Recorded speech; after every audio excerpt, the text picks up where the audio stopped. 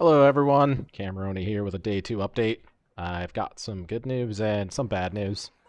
The good news is the Ascendancy is good, very good.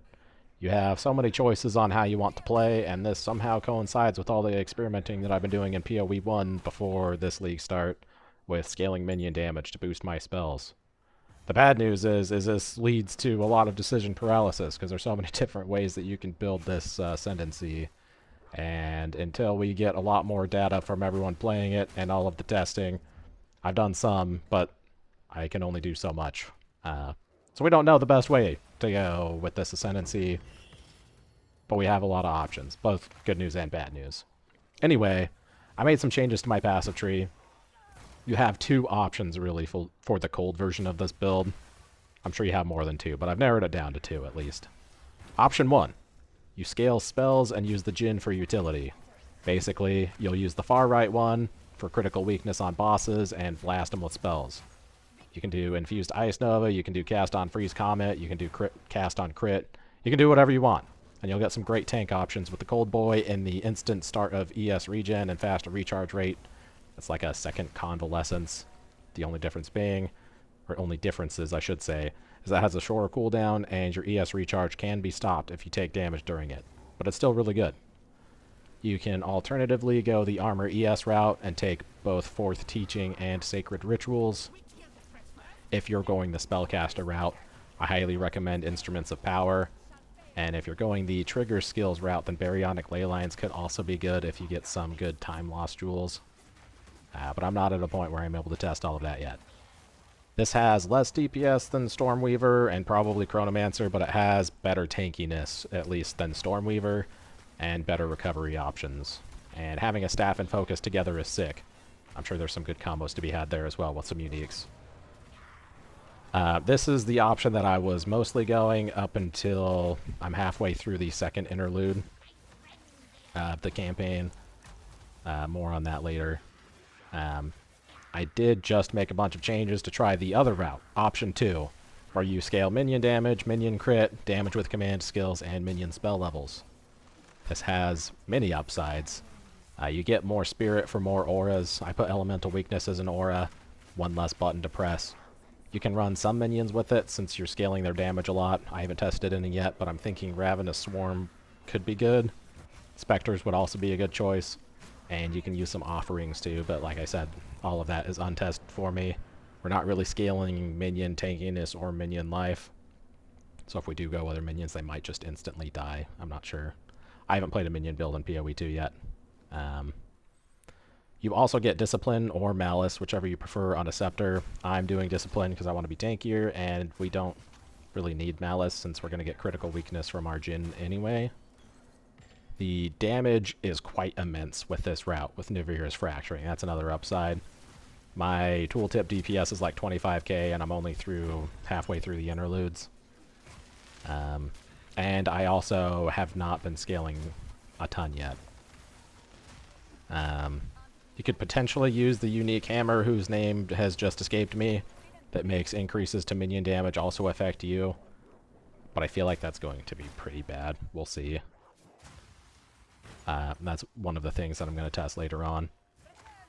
I was hoping that I could do some sick weapon swap tech to have big caster items in one weapon set and passive tree, and minion damage with the other weapon set and other passive tree weapon swap nodes.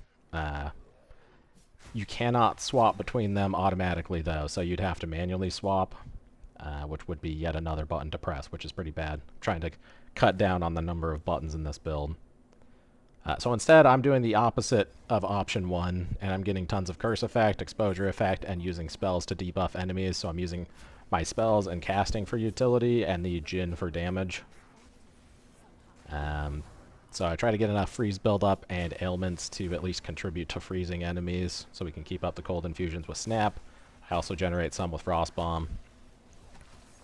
In the late game, rather than using cold infused Ice Nova, I may still use it, we'll see. But one thing I want to test is trying out some power charge, lightning infused frost wall shotgunning tech that will spread tons of chilled ground. And it'll help us get at least some spell damage, so it won't all be our Djinn, but I still need to test that, and it'll only be really good once I have a level 20 Frostwall gem, which will be probably a day or two for me still, since I haven't been able to play very much. And when I have been able to play, I've been doing a lot of experimenting and playing around and messing around and looking at the passive tree until my eyes bleed. So yeah, that's my plan for later on. We'll see how it goes. I'll keep you guys updated.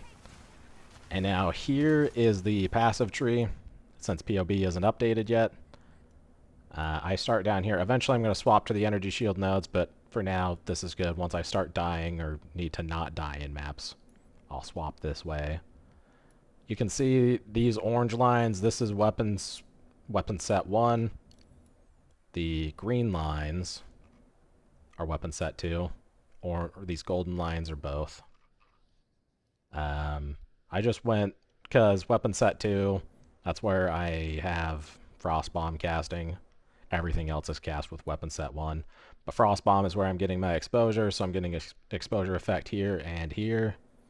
And then I just needed to offset those passive points with some weapon set 1, so here's where we're at. Anyway, the reason I'm showing you this in-game is because POB isn't updated yet. This minion cluster isn't here, it's actually over here. So we're grabbing these ones. We'll be grabbing these armor ES nodes here. We might grab these depending on how much damage we do versus how much the Jin does. The hard thing about the Jin, something I should have mentioned before, all of the stats that affect you don't affect the command skills from your minions. So like if you these increased elemental damage nodes, those don't do anything for your command skills for your Jin. Same with like if you get increased spell damage, that does nothing for him. Increased AoE, that does nothing for him. Cast speed, spell damage, cold damage, damage is extra cold, spell levels, none of that do anything for them. So unfortunate that we have to choose one or the other, but it is what it is, and it's still pretty strong. The plan is to path it down here. These are the last big damage nodes that I want to grab. Not necessarily these two, but this one right here. These all scale your damage and the minion damage. There's like 100% or 50%. I don't remember what it is. I think it's 50. It's 40, 50, 70. I don't know. A lot of damage here for both you and your minions. I may go this route. I don't want that. But this one to inflict wither on hit, and then you get, what is it, Unholy Might or Chaos? I can't remember the name of it in POE2, where you get 30% of damage as Chaos. There is a lineage support that gives your minions and you Unholy Might, so you get 30% of your damage as extra Chaos and 30% of your minions, which is your command skills, as extra Chaos. Could be good, and if we do that, we might go this route. I don't know. We'll see. Lots of things I'm looking into, lots of things I'm experimenting with. This is where I'm at, and it's pretty good for where I'm at. I don't know how it's going to be later in maps. I'll adjust if I need to. That's where I'm at with the build thus far. Like I said in my last video, I've had a bunch of family obligations on League Start weekend, so a lot of you are probably ahead of me. I'd love to hear what you've tested and tried out with Disciple of Varashta, and hope that you've been able to get or learn ideas from these updates. I'll be sure to post another update tomorrow. If you have any questions, feel free to leave them in the comments below or pop into my Twitch chat if you see me streaming. Thanks for watching, and I'll catch you next time.